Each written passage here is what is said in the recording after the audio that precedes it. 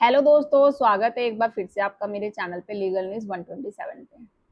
दोस्तों, आपने एक न्यूज़ अभी फिलहाल में बहुत देख रहे होंगे जो ट्रेंडिंग पे चल रही है कि पत्नी ने पति से क्या कहा कि तुम जैसे हजार पति मैं अपने पास रख सकती हूँ। तो ऐसा उसके बोलने से पति ने कर दी उसकी हत्या, और हत्या करने के बाद भी ये मध्य प्रदेश हाई कोर्ट का मामला है। कोर्ट ने उसे रिलीफ दिया पति को। तो आखिर ऐसा क्यों और मामला क्या था, पूरा जानने के लिए वीडियो आपको एंड तक देखना पड़ेगा। बहुत ही इम्पोर्टेंट वीडियो है, पति हो या पत्नी दोनों के लिए ही, क्योंकि अक्सर यही होता है जब पति पत्नी के बीच विवाद होता है, झगड़ा होता है, कोई भी एक पार्टनर बिना सोचे समय सामने वाले पार्टनर को अपना ऐसा बोल देता है कि जो नहीं बोलना चाहिए था, ताकि वो ऐसा बोलता है उसके आत्मसम्मान को ठेस पहुंचती है, और जो जिसे बोला जाता है वो भी बिना सोचे समझे अपना मानसिक संतुलन खो बैठता है और ऐसा एक अपराध कर देता है तो जिसे वो नहीं करना चाहिए था।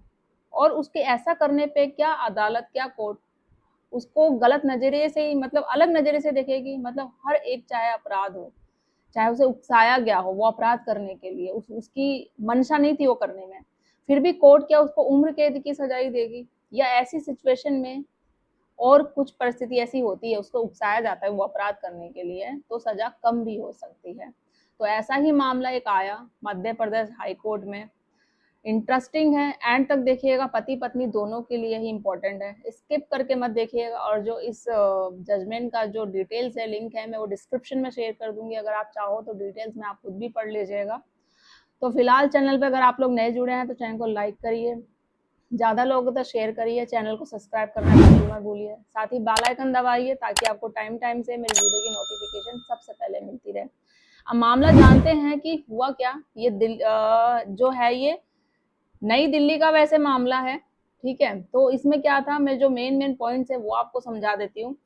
जजमेंट से देखे, पति पत्नी के रिश्ते में जैसे मैंने बोला, कई बार ऐसी छोटी छोटी चीजों को लेकर झगड़ा होता है, और वो झगड़ा इतना विकराल रूप आखिर ले लेता है ना, पत्नी ने कुछ बात बोल दी जो पति को अच्छी नहीं लगी, या फिर पति ने बोल दी ऐसी बातें जो पत्नी को, जो उसको आत्मसम्मान को ठेस पहुंची, और वो जब वो बर्दाश्त नहीं कर पाए, अपना मानसिक संतुलन ऐसी व्यवस्था में वो खो बैठते हैं, और उसके बाद ऐसा अपराध हो जाता है जिसे नहीं करना चाहिए था। अभी बहुत लोग, आप लोग ऐसे सोशल मीडिया पे देखते रहते, न्यूज चलती रहती है कि लड़की ने मार दिया लड़के को, अपने फियोंसे को मार दिया, ये कर दिया। मतलब ये आजकल बन ही रहा है। कोई किसी को रिश्ता नहीं तोड़ना चाह रहा, माँ बाप जबरदस्ती करा देते हैं, तो भाई कर दो। मतलब बात करने की जरूरत नहीं है कि भाई मुझे नहीं करना है, फोर्सफुली आप रिश्ता क्यों करा रहे हो, बट वो क्राइम जरूर कर देंगे। तो ऐसा क्यों आखिर? आप अपनी एक चाहत के लिए, आप अपनी इच्छा के लिए दूसरे का घर क्यों आखिर बर्बाद करना चाह रहे हो? इससे कुछ हासिल नहीं होगा। अगर कोर्ट आप एंड में आप पकड़े ही जाओगे और जिंदगी आपकी ही खराब होगी। तो जानते हैं फिलहाल पूरा मामला क्या था। कि मामले में क्या था कि पत्नी के सिर्फ ये वर्ड कहने पे कि मैं तुम जैसे हजार पति अपने पास रख सकती हूँ, पति ने क्या किया, अपना आपा खो दिया, मानसिक संतुलन खो दिया, और पत्नी की हत्या कर दी। अब इस मामले में मध्य प्रदेश हाईकोर्ट ने एक महत्वपूर्ण फैसला किया कि पत्नी का ऐसा कहना गंभीर और अचानक उकसावा माना जा सकता है, और अदालत ने आरोपी पति की सजा घटा दी। क्यों? तो पूरा मामला समझते हैं डिटेल्स में। हाईकोर्ट ने किस आधार पर पति की सजा कम कर दी? ट्रायल कोर्ट ने दी थी पति को उम्र कैद की सजा, बट जब ये हाईकोर्ट में मामला गया तो आखिर सजा क्यों कम कर दी, जानते हैं डिटेल्स में। पूरा मामला क्या था। तो मध्य प्रदेश के छिंदवाड़ा जिले का है ये, जहां वर्ष 2021 में, सॉरी मैंने स्टार्टिंग में दिल्ली बोल दिया था गलती से, तो जहां वर्ष 2021 में पति पत्नी के बीच विवाद के दौरान पत्नी किरण की मौत हो गई। पत्नी का नाम किरण था, और अभियोजन के अनुसार विवाद के दौरान पत्नी ने पति शिवा से कहा कि वह उसके जैसे हजार पति अपने पास रख सकती है। इसके बाद गुस्से में आए पति ने पास में ही पड़ा एक पत्थर उठाकर पत्नी पर हमला कर दिया, जिससे उसकी मृत्यु वहीं पर हो गई। अब ट्रायल कोर्ट में जब ये केस गया, आरोपी को भारतीय दंड संहिता के अनुसार, बीएनएस के अनुसार 304 के तहत दोषी ठहराते हुए आजीवन कारावास की सजा सुनाई गई। फिर निचली अदालत के फैसले के खिलाफ आरोपी ने हाई कोर्ट में चुनौती दी, मतलब पति ने उसके। अब हाई कोर्ट में सुनवाई और आरोपी को क्यों आखिर राहत मिली? हाईकोर्ट ने ऐसा सजा जो आजीवन कारावास की सजा दी थी ट्रायल कोर्ट ने, क्यों कम कर दी? तो जानते हैं क्या रीजन था। आरोपी की अपील से जुड़े इस मामले को मध्य प्रदेश हाईकोर्ट में जस्टिस विवेक अग्रवाल और जस्टिस अविंद्र कुमार सिंह की पीठ ने फैसला सुनाया। उन्होंने कहा कि पत्नी की टिप्पणी पति के सम्मान और उसके अस्तित्व पर अप्रत्यक्ष परिहार मानी जाती है, उसकी सेल्फ रिस्पेक्ट है, ऐसा कहना गलत था बिल्कुल। तो अदालत ने माना कि ऐसे शब्द परिस्थितियों के अनुसार किसी व्यक्ति का आत्मसम्मान समाप्त करते हैं। कोर्ट ने यह भी देखा कि आरोपी ने घटना के तुरंत बाद स्वयं पुलिस को बुलाया और अन्य लोगों को भी सूचना दी। ऐसा नहीं, अगर उसकी मंशा जैसे कि होता ना वह पहले से ही थी कि भाई मार देना या हत्या कर देना, तो वो ना पुलिस को बुलाता ना अन्य लोगों को सहायता देता। पत्नी ने ऐसे वर्ड बोले जिससे उसका संतुलन खो गया, उसके आत्मसम्मान पे वो ऐसे वर्ड है वो नहीं बर्दाश्त कर पाया। अब कोई पास में पत्थर था, उसने उसी से मार दिया। उसके बाद उसने पुलिस को भी कॉल किया, आसपास लोगों को भी सूचना दी कि ऐसे चीजें हो गया। मतलब जानबूझ के उसकी पत्नी ने उकसाया था और वो गलती से चीजें, उसका मंशा नहीं थी हत्या करना, वो गलती से हो गई थी। तो यदि हत्या पूर्व नियोजित होती, मतलब पहले से ही प्लानिंग होती, तो आरोपी का ऐसा व्यवहार सामान्य नहीं माना जाता। अदालत ने यह भी नोट किया कि आरोपी अपने साथ कोई हथियार लेकर नहीं आया था, बल्कि मौके पे पड़ा पत्थर उठाकर ही उसने वहां से वार कर दिया था। अब हाईकोर्ट ने पूरे घटनाक्रम और विटनेस के बयान और आरोपी के घटना के बाद का जो उसका बिहेवियर था, पूरा सब कुछ देखा, जांच पड़ताल की। फिर अदालत ने ये माना कि घटना अचानक हुई थी और पहले से हत्या की कोई प्लानिंग नहीं थी। इसे गंभीर और अचानक उकसावा माना जा सकता है। तो इसी आधार पर कोर्ट ने क्या किया, आरोपी की सजा को भारतीय दंड संहिता के तहत 304 1 से बदलकर 304 2 के तहत कर दिया। अब इसमें क्या होता है कि इसके साथ ही उम्र कैद की सजा घटाकर 7 वर्ष की कठोर कारावास में परिवर्तित कर दिया। अब देखो 7 वर्ष भी कठोर कारावास, ये भी कम नहीं होता है। उसने खुद एक्सेप्ट किया कि मुझसे ऐसी गलती हो गई, अगर खुद प्लानिंग वगैरह होती तो उसे आजीवन मिलता। तो सारी चीजें कोर्ट ने देखा, हाईकोर्ट ने सब कुछ किया, इसलिए फिर रिलीव करके उसे आजीवन से हटा के 7 वर्ष कर दिया। तो अदालत ने यह भी क्लियर कर दिया कि यह मामला उसके फैक्ट और सिचुएशन और सबूतों के आधार पर सब कुछ देख दाग के ही हाईकोर्ट ने तय किया है।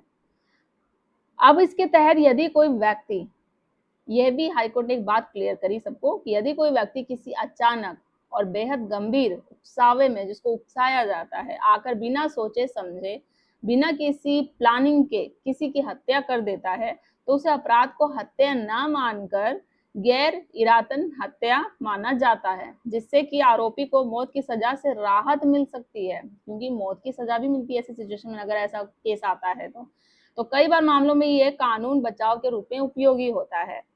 अब गंभीर और अचानक उकसावा का आखिर इसमें डिफरेंस क्या है? देखो, दरअसल कानून में हत्या और गैर इरादतन मानव वध के बीच में अंतर करने में गंभीर, अचानक और ग्रेव एंड सडन प्रोवेक्शन का सिद्धांत बड़ी भूमिका अदा करता है, और फिर सजा भी उसी के आधार पर तय होती है।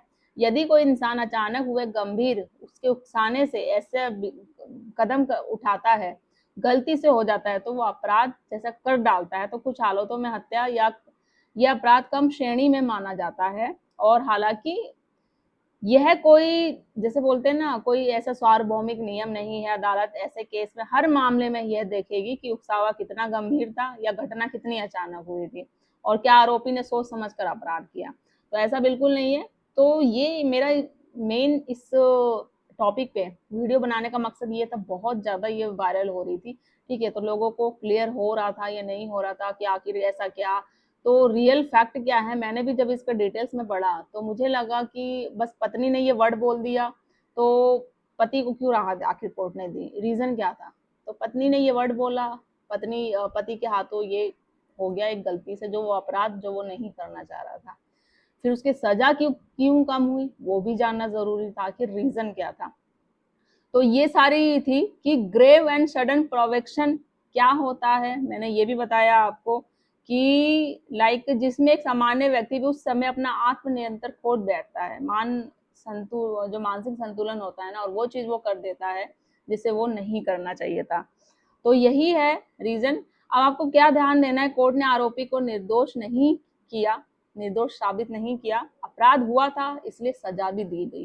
केवल मामले की कानूनी श्रेणी में और सजा का मूल्यांकन जो फैक्टों के आधार पर है, जो वो बस फैसला जो सजा थी वो चेंज कर दी। अब सवाल यह है, क्या हर पति या पत्नी इस आधार का लाभ ले सकते हैं? तो बिल्कुल नहीं, ऐसा नहीं है। ये एक बहुत बड़ी अगर गलतफहमी होगी, लोग ये समझ रहे होंगे कि अब ऐसा तो कोई भी कर सकता है, अगर होता है तो वो चीज उठा सकते हैं, तो ऐसा बिल्कुल नहीं। सिर्फ ये कहना कि मुझे गुस्सा आ गया था और उसने मुझे उकसाया, तो ये ऐसा कहना इनफ नहीं होता है। ठीक है, कोर्ट यह देखती है क्या उकसावा वास्तव में गंभीर था, क्या वो अचानक हुआ, क्या आरोपी के पास शांत होने का कोई रीजन था, फिर वो हो सकता था। आपको ये नहीं कि बोल दिया तो आपने गुस्से में कुछ कर दिया, आपको भी थोड़ा अपने आप पे कंट्रोल करना चाहिए। ठीक है, बोल दिया कोई बात नहीं, मैं तो ये बोलती हूँ अगर भगवान ने हमें 2 कान दिए हैं ना, तो एक से सुनो, दूसरे कान से निकाल दो। अब वो गुस्से में आप ऐसा काम कर दोगे जो आपको नहीं करना चाहिए था, फिर बाद में जाकर जिंदगी भर आपको पछतावा होगा, क्या फायदा, जिंदगी तो आपको भी खराब होगी। तो ऐसा काम करना ही नहीं चाहिए, अपने आप में थोड़ा सा कंट्रोल करने की, गुस्सा शांत करने की कोशिश करो।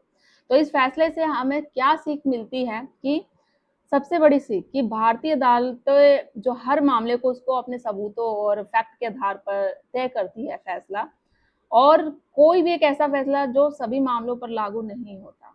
ठीक है, ये चीज है। और दूसरी बात, गुस्से में लिया गया एक फैसला आपकी पूरी जिंदगी खराब कर सकता है।